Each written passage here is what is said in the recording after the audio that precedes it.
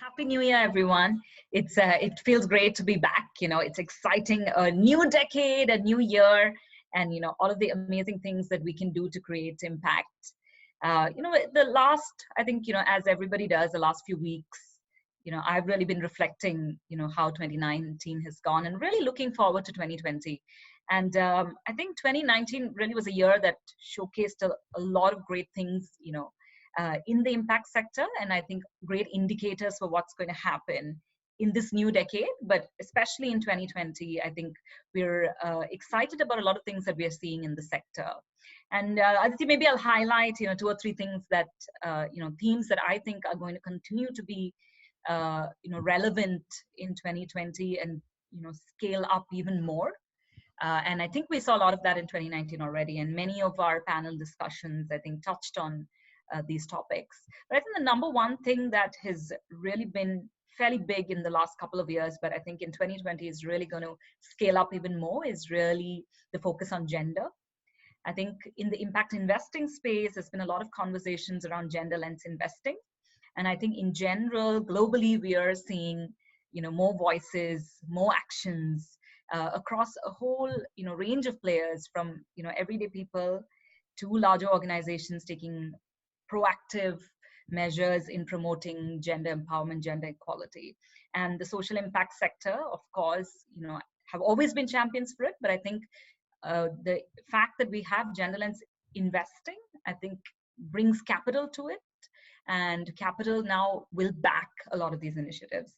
So I just want to touch on a few things and a few players that are really pushing this agenda in Southeast Asia. I think we have to really commend the Australian government, who really has, a feminist agenda, and, they have been pushing this over the last few years. And what is exciting about DFAT, which is the Department of Foreign Affairs and Trade, is that they apply gender lens across all of their work, but they've had some specific initiatives in the past, specifically an initiative called Investing in Women. In 2020, we're going to see the second phase of that initiative. The first phase really focused on funding funds who then would invest in women entrepreneurs, which is women-led or women-owned enterprises. And I think that was sort of their pilot.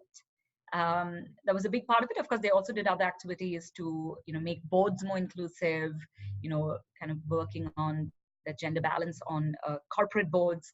They also did a lot of research around gender equality. But I think investing in women and its second phase is going to be quite exciting, because in this phase, they're going to select locally based impact funds and support them and capacitate them to invest in more women-led, women-owned enterprises. So that's going to be fairly exciting. A second piece, another piece of capital that's really coming in to support initiatives is from ANDI, the Aspen Network for Development Entrepreneurs, and the Visa Foundation. It's called the Advancing Women's Empowerment Fund. They had recently put out a call for applications, and we will be seeing quite a few initiatives being funded by this initiative towards the middle of this year. And I think that is going to be fairly exciting. It covers both South and Southeast Asia. So I think we can all look out for who those winners are and what these amazing initiatives that will be funded through this. I think the other piece, really, the other big player in the region is really Sasakawa Foundation. They have been really working very hard on a gender lens toolkit. This could be for incubators, it could be for other organizations to apply gender lens in their own organizations. And they, have sort of tested it with a few organizations last year, and they will be releasing it it's a completely open tool for anybody to use. And that will also kind of be coming into play. So this is really a lot of excitement around gender. And I think that will bring more capital, more support, I think, for gender-focused initiatives, which is very exciting.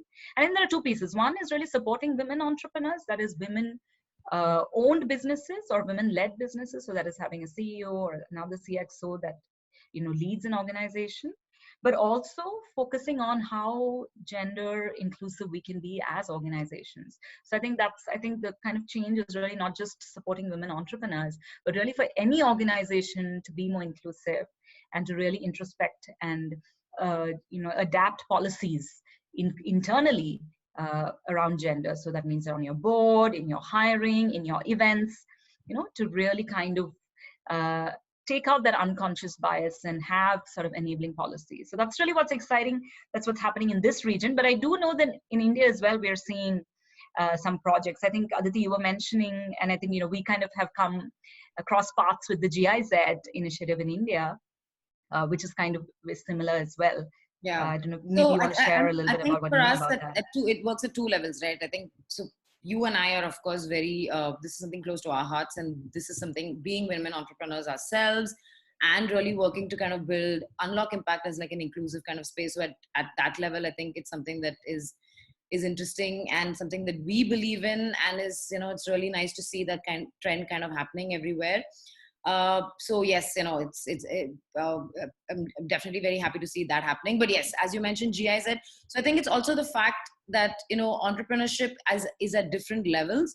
So one of the interesting projects that we came across last year is one that is being run by GIZ, which is connected to the German government, and that's really so it's a project that is looking to kind of support and incubate enterprises in different states in India at a micro entrepreneurship level. So it's not just at a very high level where it's it's big, people raising like big amounts of capital, but it's really about growing micro entrepreneurship, because there's enough data, and this is true of a lot of places in Asia, but especially in India, that most entrepreneurs are micro entrepreneurs, and this is especially true of women, where they'll have like someone will be running a store or running like a tailoring shop or whatever, and it could be like between 5 and 10 people, and they are entrepreneurs. They're actually having similar challenges, which is finding talent, raising capital to buy more equipment, or all of those kind of things. So the GIZ project, which is going to run over 2 years, which we'll be tracking very closely as well, is really interesting, because it's actually looking at supporting entrepreneurship at that level as well. And the more micro entrepreneurs we support, the idea is, of course, that they would grow more into like bigger enterprises, which would be more in what we call in India the SME phase, or like the small and growing businesses phase, which is probably when they would be able to access more capital and all of those kind of things. So it really needs to happen at all levels. So it's good to see that some of those initiatives are happening, and something that I know we will be tracking very closely. Yeah. Absolutely, yeah. That's true. Actually, I was just thinking, just kind of touching on GIZ. It's interesting that there's a focus on rural incubation, right? Which is a little bit different from working with entrepreneurs in big cities, and who have access to that information and maybe that knowledge. They still face all of the challenges of growth, but I think working with rural entrepreneurs, I think it brings with it a lot of other challenges. I think this past year I had the opportunity to also work in the conflict region here in the Philippines, with British Council and European Union project, where also majority of the participants, 70% were women, and which is really exciting to see. And they're all leaders of cooperatives. We mostly worked. It was a mix, but I would say majority of them were part of cooperatives. And I think you will realize that all the challenges are the same. It's just that their access to information and access to networks is even more limited, and really helping build the skills as well, because there, I think that I think the difference in rural incubation is really that skill building, better financial management, and very basic business skills, which people are just following kind of what they have innately, right? They good business sense is what they're saying. They saw an opportunity, they saw a need, they made that product.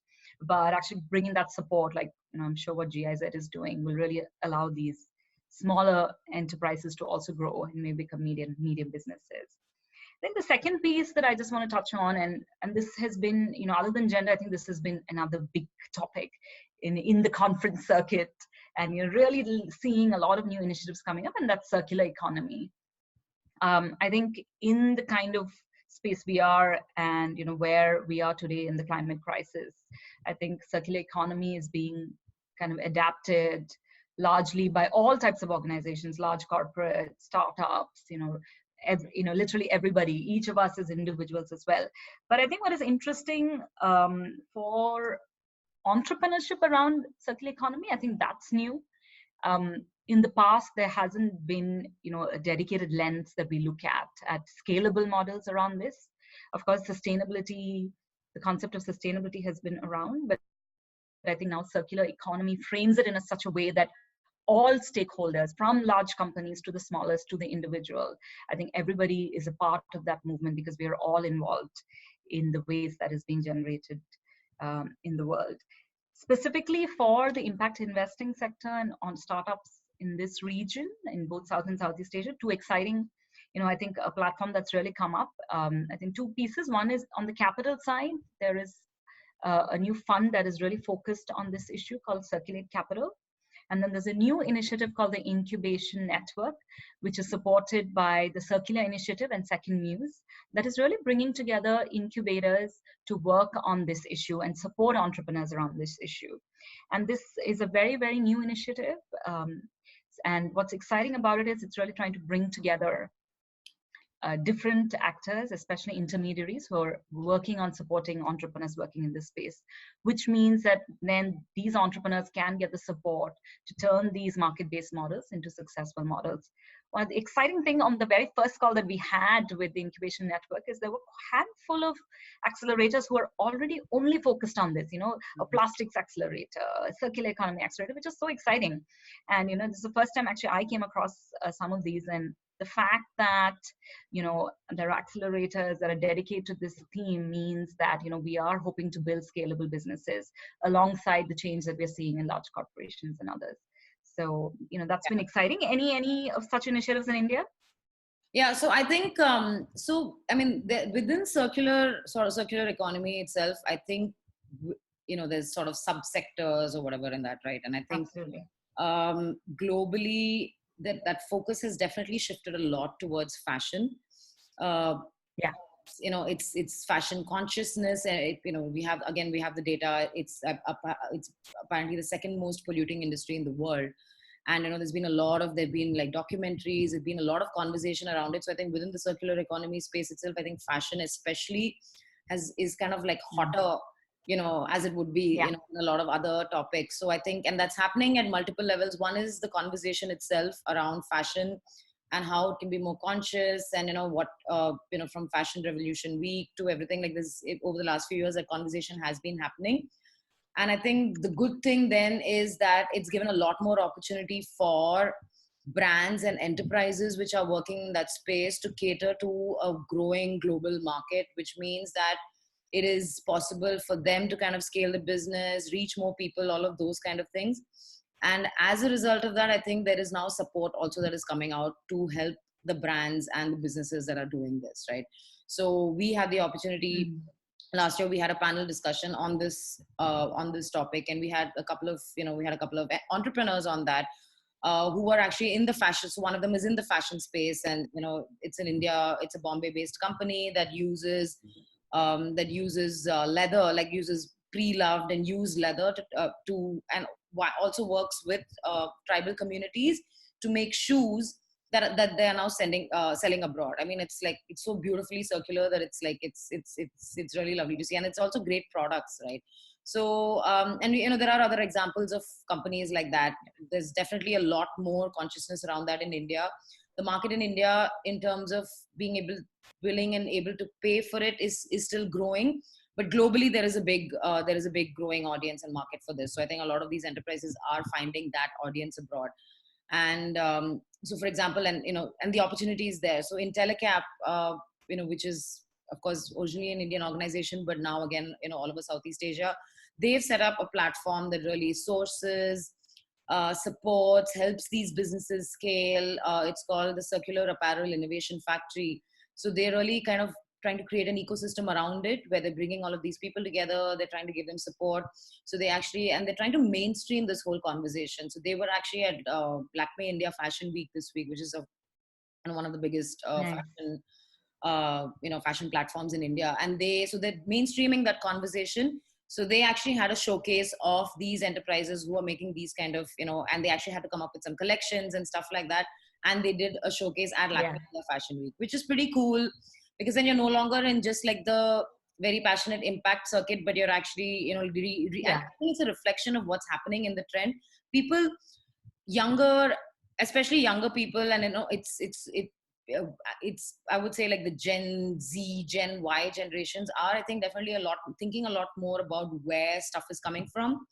stuff they're wearing, stuff they're watching, stuff they're reading, stuff they're putting, stuff they're eating, all of those kind of things. And I think the fashion thing is where that's really kind of taking off. So I think we're seeing some interesting. We've had the opportunity to work with some organizations which are doing this work, and it's definitely, I think, something that I think an unlock impact as well, that we'll again be keeping an eye on, and hoping to kind of spread more work and awareness around this and do more work in this space. I think that's definitely something that's been happening, that's quite interesting, Yeah, to see how. that's yeah, absolutely. I think, the conscious millennials, I Yeah, think, they are the market. And I think we can see that reflection, not just in the startup space, but, even yeah, in the for larger sure. corporate space. And I think the demand from the consumer is really going to be the biggest driver of this change. And I think that really is all of us. And I think we have to really commend the younger generation for really demanding this and being conscious in a way that is very different from the previous generations, which was definitely more consumer led and consumption led rather. So I think it's quite an interesting space. I think in this region, recently I judged a competition called SoGal, which is a women entrepreneur competition, from an foundation that is based out of Silicon Valley. And we had quite a few interesting women-led businesses that were focusing on sustainable fashion and circular economy. And I think, and that kind of made me dig a bit deeper. And I realized that, there is a huge movement around it. It may not, and I think it's getting more and more mainstream, which is, I think, what is needed, and what will happen. Thanks to the more younger, conscious customers, who's really the target for many of these companies. Yeah, and I think That's with exciting. I think, like with anything else, I think the push is and will continue to come, because now the big fashion brands themselves are also kind of getting, they are conscious about this, right? So yes, it's like a chicken egg kind of thing. Yes, some of the problems did start because of that, but now we're at a point where, so Gucci, for example, they have a whole CSR program where they do, the stuff that clothes of theirs that maybe they can't, they don't put out in the market because they are defective, or any of those kind of surplus or reject products that they have. They actually now are putting that into a whole CSR initiative, which is now being turned into this, in using circular economy, being turned into other products that can be used and sold at a much more at a more affordable rate. And they're doing training, and like, I know they're doing training in India, they're doing training in other countries as well, for yeah. women, to help them kind of develop some of these products. So these kind of things grow when the push really comes from the private sector. And I think it's coming, yes, because there is an audience and there is a market for it now. So Yeah, absolutely. It also reminds me of our visit to Karur, which is, a big textile hub in India. And I think we were fortunate to visit, a factory that is one of the biggest suppliers in the region to IKEA. And I think there were two things to it, right? One is IKEA's own policies for subcontractors, but also the initiative of the entrepreneur who yeah, was so focused on zero waste. I think what really amazed me was, the fact, their commitment to zero waste, that, how they recycled all of the water. And, water is really what, yeah, absolutely. and dyeing and textile is most affected by. So, recycling water, the fact that I think they said that any sort of extra material, any leftover fabric, they have worked with, communities there to convert it into products. And, that sort of commitment, so I think what it demonstrated for me is two things. One is, the global corporate itself that has these policies, that is creating the platform for a subcontractor or a supplier to kind of adhere to. And two is, I think the entrepreneur we met took it even to a different level, and still wanted to find ways to improve and empower the community that is around his factory, which I think which really speaks to me about this generation today and the entrepreneurs today. I think no matter how even as they grow and turn into larger companies, that the ethos of being caring for the environment, caring for the people that are affected by large industries like textile, which are hugely polluting, and taking those enabling policies, I think, so, which just shows me that it can change. And it really is, of course it takes a village, but it really is just will. that really makes the difference. And that really, kind of brings me to the biggest issue for us as humanity, the climate crisis. And I think 2020 really kicked off with all of the news from Australia about the wildfires. And while I think globally people have been responding very empathetically, I think this last 2 years shows us what is the state of our planet. I think the Amazon fire and now the Australian fires, all of the extreme climate change activities that we are seeing in the weather patterns, I think that is changing our world every second. Food security is going to be a big issue, water is going to be a big issue.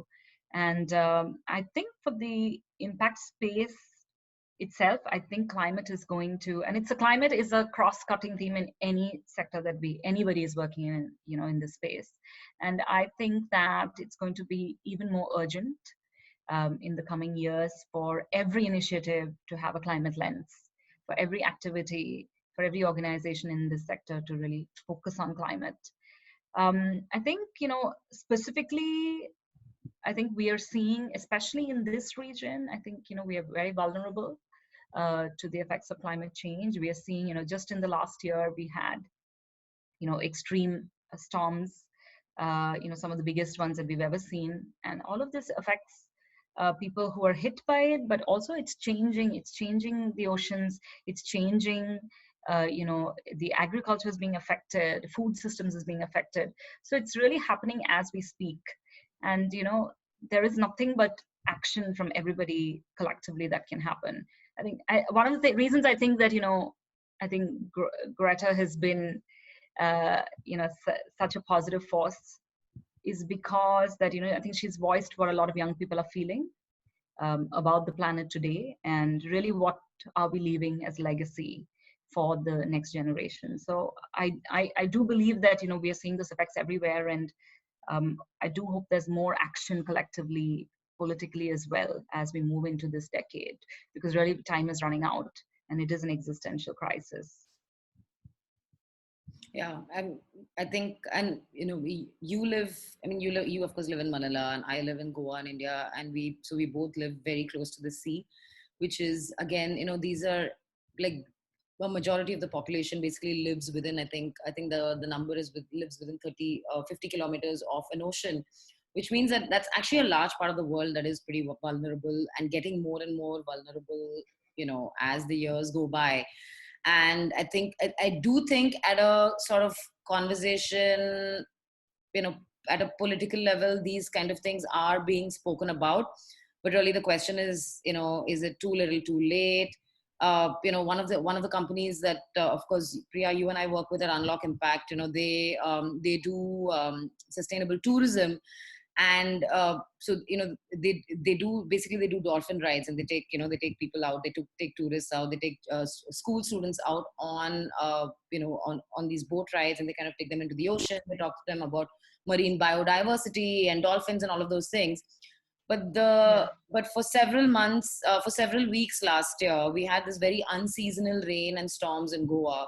So they couldn't take the boats out. So it was a loss at so many levels, right? So of course, the fact that they are creating awareness, but it was also loss of money. It was loss of money for the business. It was loss of livelihood for the fishermen, for the boat guys. So, are we thinking enough about this? This is now actually coming down to people are actually, there's tremendous loss in terms of for economies as well, right?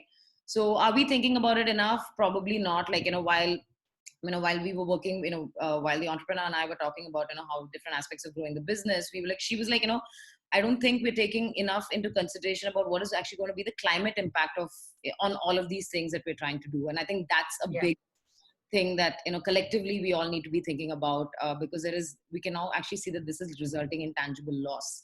So it's not just sort of something that, we know that's going to happen one day in the future.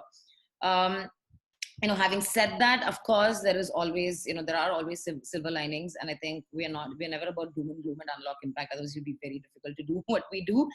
But, one of the things that we did have an opportunity to work on last year was that we ran something called Climate Launchpad. And this is a virtual accelerator plus a physical boot camp. And the idea really behind it was to source innovations that are looking to tackle climate change. Especially, the focus was a bit more on product innovations, but really any kind of innovation that can tackle climate change at scale. And we were just like one of the chapters that ran this, that ran in India. There were about 15 of us in India, but this was a global program that is associated with the European Union, which basically comes back to my point that, again, with the right kind of muscle and with the right kind of initiative behind it, I think it is possible to get these things out, get more people working on it. So I think it is happening. I think the question is it happening in the case of climate change? Is it happening fast enough? Is there enough going on? We also have, there are also now funds that have come up in India. One of them especially is focused on innovations that are dealing with tackling plastic. So people are recognizing this. There is investment, innovation. There is investment, not just, in terms of financial investment, but there is time and money and political investment going into this. We had one of our panelists and one of our sort of close associates with Unlock Impact is Daisy Narayanan, who is she's part of an organization in Edinburgh called Sustainable Transport. And they are looking at, the Scottish government is basically working on like a 20-year, long-term plan to turn the city into a pedestrian and cycling friendly city. And that's something, it's really when something happens at that level, because they have the kind of, they have the funding, they have the thinking, they have like the best urban planners and designers in the world working on these kind of projects. And if a government and a country like that can take those kind of initiatives and actually see some impact of that, can we do something like that as well, right? So I think we really do need initiatives at all levels. I think we are seeing some of it, but we definitely do need to see more. Absolutely. And I think all that's, and all of these issues are important, right? I think working on gender, working on climate, of embracing kind of circular economy, and I think that's what we're going to see. I think being more conscious, as you said, putting more muscle into it, behind it. So I think what we're seeing is that there's going to be more capital available, there's going to be more support, there's going to be more shared learnings around it. And I think we are seeing young people and citizens rising up and taking on these challenges, with the climate strikes, for example. And all of these are great indicators. But as you said, I think it's a crisis, and it's an existential crisis for all of us. So, we need to act faster and with more urgency and with more purpose. And I hope that 2020, I believe, will be, a fantastic way forward, a step forward in the right direction, with a lot more actors getting into solving these issues with the urgency that is needed. So that's really exciting. And, I'm sure that we're going to cross paths with many such organizations in the coming year and the decade. So very excited for that. So I look really, I think, if I were to look back at, Unlock Impact, I think 2019, was, showed us a lot of indicators around these themes. I think through our panel discussions, the type of people and the type of, solutions that are really coming together to solve some of these. I think it's been a fairly, interesting year for us to be part of a lot of these conversations. And I think, we've achieved quite a bit last year, Aditi. What are some of your favorites from 2019? Well, the big one is that we are now a two-country enterprise. So we that's true. officially set up an entity in the Philippines last year. So that's a big one. So that's thanks to Priya. So great job, yay!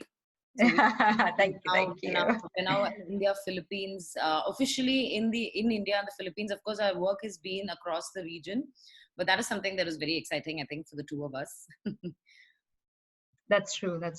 Yeah, I think, that it's really big. I think we've been working, I think from our first project definitely was regional. We kicked off with that. And I think for us being in, this region is going to play a big role. And I'm so excited that, we get to be part of driving change in this region. I think specifically, just kind of touching on setting up here. So in the Philippines, we have our consulting arm where we will continue to pursue supporting and scaling up inclusive solutions that addresses these urgent issues, especially around gender and climate. And our second kind of hat here in the Philippines is really working with Will Grow, a globally renowned incubator, one of the oldest and largest in the world, for supporting impact entrepreneurs. And we are very proud to have licensed that model and bring it here to the Philippines. And really kind of formalizing that. I think last year was the first year where we really built out the team, and before it was kind of me as solo warrior kind of floating. But I think we had our first full year with a team, which is it's a little bit of a different experience than being kind of solo. So it's been exciting to actually set up Will Grow Philippines in the last year as a proper team, and really getting our portfolio together. I think at the same time, our Philippine entity has been working on some exciting projects. Especially, we've recently, Unlock Impact has become a partner to the RISE Technical Assistance Facility run by Swiss Contact. And our first, engagement with them has been with a very exciting enterprise called HiG, which really focuses on clean energy again. And we've really been providing strategy advisory to HiG as part of the RISE facility, which has been very exciting. I think it's the facility itself. If more people should find out about it, because it's a fantastic platform that is run by Swiss Contact, funded by USAID, that really just provides targeted consulting advisory to growing social enterprises.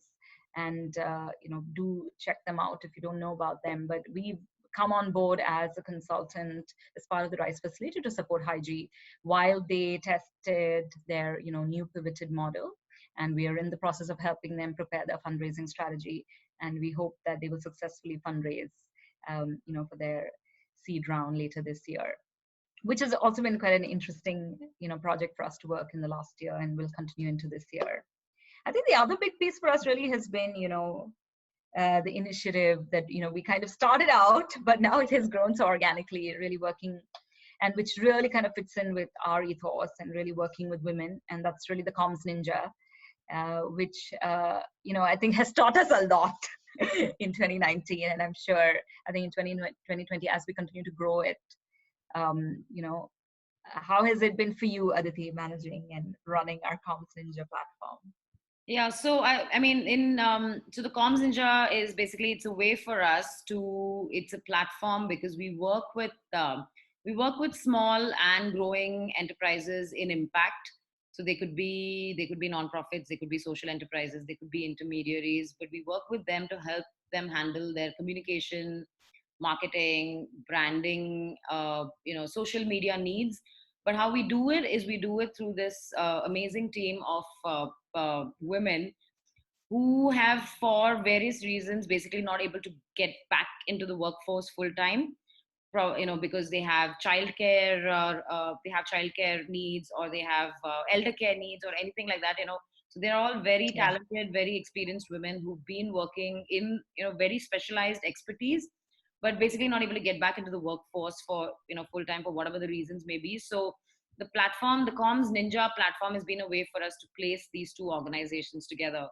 And I think it's been going, it was something that we kind of stumbled upon, but then we realized that this has merit to it. So the last year was really focused on growing that out. And, we have now quite a few clients that we service, and we have quite a few ninjas who actually service those clients. And it's really been, for us, it's been a great learning experience. One is that, every day we get to work with all of these amazing women who, we are really just sort of the enablers, but they're so good at their work, and they're so, so talented and so good at what they do.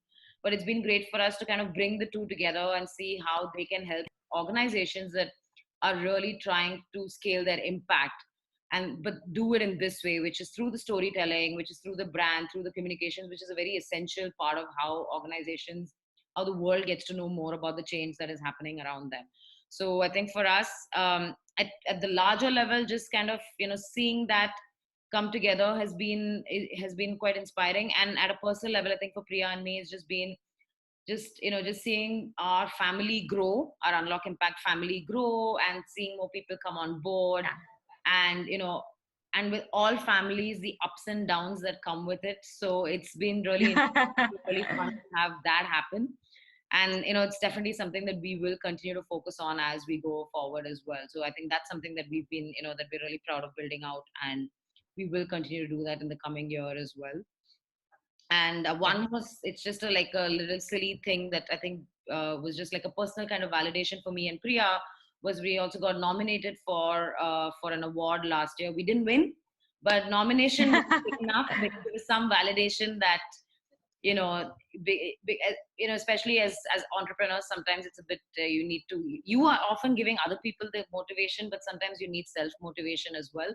So when Yeah. these things happen, it's nice for us. But we also got nominated for an award for this digital women awards, which is actually, if you don't know about it, you must check it out. It's a great platform that really recognizes a lot of amazing entrepreneurs, women entrepreneurs, doing a variety of things. So it was a nice, it was really just an honor and a privilege for us to be a part of that and just get a little bit of validation for the work that we do. So that was, I think, something that just gave us a little bit of a shot in the arm to continue to do what we do. That's true. I think it was fairly exciting, and it was a pleasant surprise. And really, thank you so much to the team at Digital, Women Awards. And it was so amazing to see the big list of women Yeah, yeah. entrepreneurs and all of the amazing, different, unique things that everybody was doing. But I think for me, the Comms Ranger is also kind of really built into the ethos that we have, that we are a virtual company, and that I think is the future. I did come across another women-led enterprise that's also called themselves a virtual company, which is quite exciting. But I think that's another big trend, and I think we are really firmly sit in that space, that we are borderless. We are virtual, which means that we can work with anybody anywhere, as long as our goals meet, and our values align. And I do believe that the future is really very much on that page, where people can and should pursue their purpose wherever they are and whatever their life situation is, if you have the skills and the willingness to do that. And I believe that we didn't consciously think about creating a virtual company. It kind of happened because of who we are, especially as women entrepreneurs, and our personal needs as well. But I think that I'm so proud that we are constantly learning and evolving. I'm sure there are lots of challenges that come with being virtual, but I believe that even the Comms Ninja platform really demonstrate that there are so many talented people, and they may not always be able to walk into an office and sit at a desk 9 to 5, but they have so much to give and contribute to organizations, to the economy, and to fulfill their own potential. And I'm glad that we get to be a part of that. So I think I'm super excited to see where we can take the platform. Yeah, I think those are the big things for me as well. I think looking into 2020, I think as entrepreneurs, you're quite ambitious, and especially me, I'm full of ideas, and then Aditi has to tell me that, okay, let's get real. But I think we have been quite excited to pursue a few different things. I think, of course, growing the Comms Ninja platform and bringing more women on board is going to be a big part of our work in 2020 and beyond. I think for in the Philippines, definitely continuing to grow will grow its footprint, and supporting entrepreneurs through that platform will continue to be a big piece. But I think the other piece that I'm really, very personally thrilled about, and I know you are, Aditi, as well, because this is something that we've been talking about since the day that we decided to, get together and create Unlock Impact, is really thinking through how we can support women more, and especially women entrepreneurs. And I think 2020 for us is really going to be about thinking through this idea that we have, that the solution that we've come up with, because of some of the problems that we've been seeing that women entrepreneurs face. And I think there are two sides to it. I think we cannot ignore the fact that capital continues to be a big gap for women entrepreneurs. I think if anything, I think the last year, especially, the more we've interacted with entrepreneurs, I think working capital needs are, is an area that we feel is completely underserved. because a lot of women entrepreneurs, they may not qualify to receive loans from, formal institutions, or they may think that they don't qualify and then don't actually apply, or they may not have the skills to build kind of a robust financial management system that allows them to pass the scrutiny of, many of these criteria. So I think one of the things that we've noticed is really working capital for women entrepreneurs is continues to be a huge issue. Once they have, reached a certain revenue and, they raise investment, of course, they face a lot of other challenges around capital. But to even get them to that stage where they can be in a position to show, revenue, to show, that their product or services worked, there's a working capital need that we believe is huge. I think the second piece, and I think this is something very personal to us as well, is that as women leaders, as you start growing your team, I think there are so many challenges that we face because, there are so many questions. I think every day when I walk into office and I meet the team, it's really, you got to be ready to answer all of the questions, which means that many times you don't have the answers yourself. And you also, instantly are not able to reach somebody who has the answers and for that guidance. And I think we've faced that a lot at Unlock Impact. I've faced that a lot at Will Grow as well, at Will Grow Philippines. And I think the more conversations that we've had over the last few months with women entrepreneurs, this is one thing that's really coming up, Aditi, is really as first time CEOs, first time CXOs, leading teams, building cultures, making sure your business is successful, and doing all the right things. That is a lot for women entrepreneurs. And we are looking forward to bringing a solution that really addresses both of these key issues for women entrepreneurs, really looking at working capital needs, but also building a support system for women entrepreneurs, of other women who have been through the same experience, who have the experience to provide that guidance and support.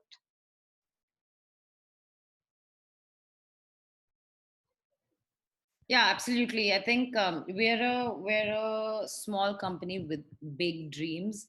So I think this is, and and I think it's what drives us. It's what defines us. So I think this this platform initiative that we want to actually launch by the end of this year is something that I think will really be a lot of our energy and a lot of our focus will go on that, because we really do think that there is. We know it from practical experience. We've done a bit of research, all of those kind of things, but we really do think that there's an opportunity there, and there is also a lot of value to be created for women leaders, for women entrepreneurs, and we also want to make sure that we're not reinventing the wheel. There are women who have done this before, and we think that this is a great way for them to kind of reinvest back into the ecosystem that they kind of, especially like sort of the first or second generation of women leaders who kind of broke through some of that and managed to achieve the things that they did. We know that they want to give back as well. So is there a way for them to reinvest back into that ecosystem and help people who are now sort of coming up that path? So I think that's going to be something that, that we'll definitely be working on. It's a big focus area for us to kind of figure out how to build that out this year, but I think it is the way of the future for us as well. Yes. Yeah, I know. I'm super thrilled and very excited. And I think also really to collaborate with others. I think there's great opportunity to bring on board other experiences. And I do hope we'll find some great partners to bring this, idea to fruition. Yeah, so Okay. really Yeah, let excited me about ask 2020. you, what are personal, for Priya, what is 2020 looking like? What are you thinking about? What are you planning to do? We've spoken a lot about Unlock Impact in the business, which is of course a big part of Yeah. it, but where's your thinking Yeah, at? I think, I think it's been a crazy couple of years. I think as startup entrepreneurs, I think life has changed completely. I think there's no weekend, there's no holiday. Now, I know we keep saying that, we'll take a day off and stuff, but, you have responsibilities. But I think I have struggled a bit on balancing that. And I think it has affected my health. So I think the number one thing that I want to do in 2020 is more self-care. And really looking after myself better. It's the advice that I give to all the entrepreneurs that I work with, but I think I have to take that advice and look after myself better. So, eat better, eat on time. My fantastic team every day reminds me to eat, but, I've not been good at it. So I want to really look after myself better, exercise, eat and, get, some, work on mental health as well, so that I have a more balanced life and I'm a happier person first for myself, then I can be to everybody else. So really, I think for me, self-care and taking time out for myself and is really going to be a big priority for 2020. Yeah, I was, I started thinking about like what would I, what's a personal goal, and of course I'll come to that. But I was also thinking that I think also, especially with like there's a lot of things happening all over the world, and in India especially, I think it's like there's a lot of the sort of political climate has really changed a lot, and I True. think that is, there's a lot more. Again, I think this is coming from like younger generations, but there's a lot more sort of political awareness. There's a lot of stuff around community and really like being with the community, understanding the community. So I think yes, I want to grow the business, I want to do all of those things as well, that's something we work on together, but also more sort of consciousness as an individual, as a person, more political kind of awareness, and more just sort of better, we just to strive better at that, I think strive more at that. Yeah. Because I think it's all of these things. Yes, it's climate change, it's all of these things, but I think we do have, as individuals, have a role to play in all of this as well. So I think I would definitely, and Yeah.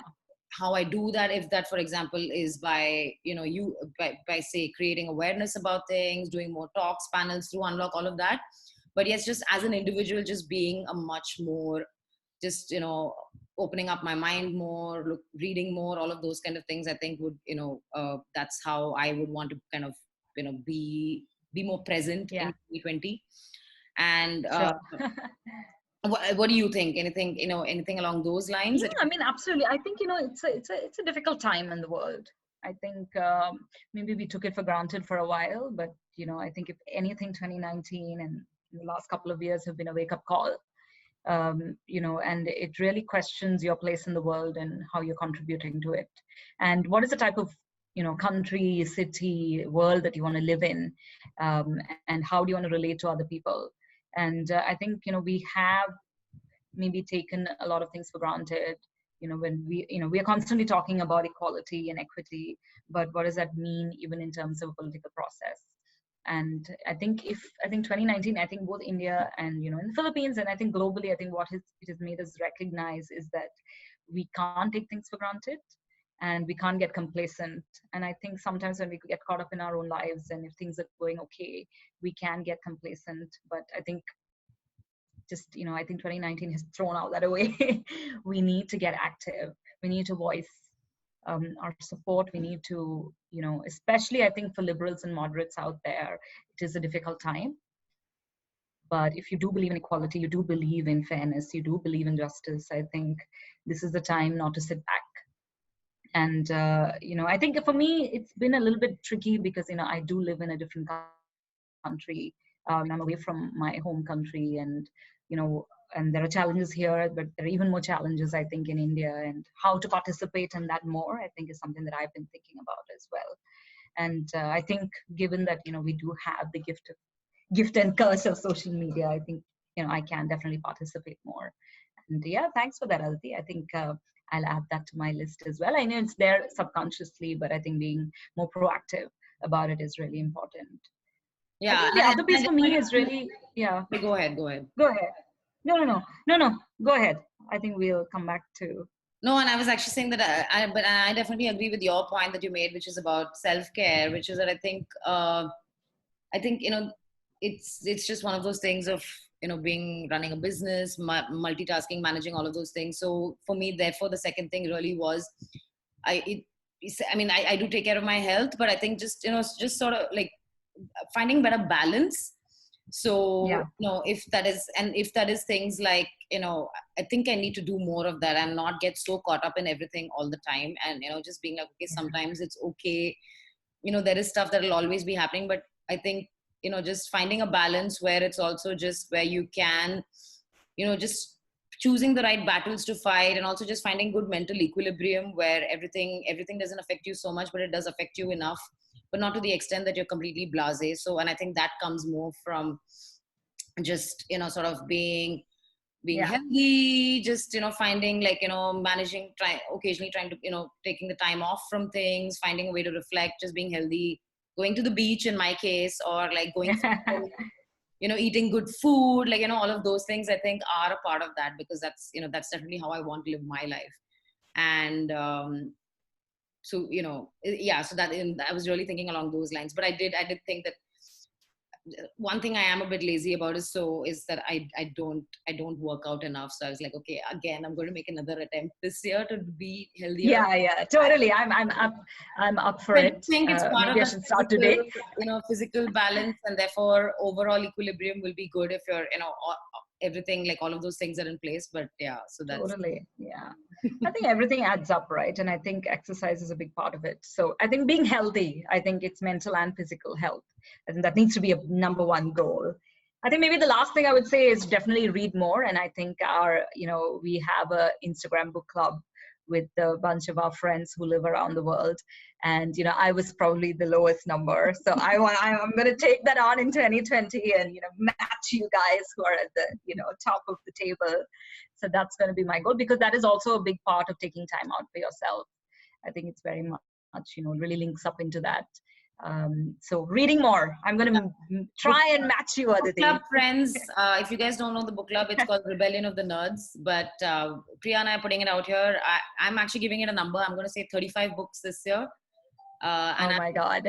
that I Okay, actually maybe wrote I'll this down. match your last year's I wrote number. this down. I said 35 books, and I'll run a 5K this year. I've actually put down those two goals. So let's see. It's very specific. For me, Yeah. I think it's really working out at least 5 days in the week. I think that will give me, some mental and physical balance that I really desperately need. So looking forward to that, So we have big plans in 2020. I'm excited. We're only 2 weeks in, but 2 weeks in is good too. It's still January, so I think it's a good time to start a new decade with some good habits. So I'm really really excited for what this decade really holds for us, and I'm really happy to be on this journey with Aditi. And yeah, I think I'm very excited for the impact sector. I think we are at a really cusp of the next wave of where things can go, and I think the world needs it. So here we are, 2020, here we come. Awesome. Thank you so much for listening to us, for watching us kind of just chat away to each other. But the idea really was to kind of just set some context of what's to come in the coming year. We do host these panel discussions every month. So we will go back to that, and every month we host a panel discussion on specific themes and topics from people across, like I said earlier, across the globe. So please do listen, share, and pass it on if you think it's interesting. Give us your feedback, and we'll be back soon. And thank you so much for listening and joining us today.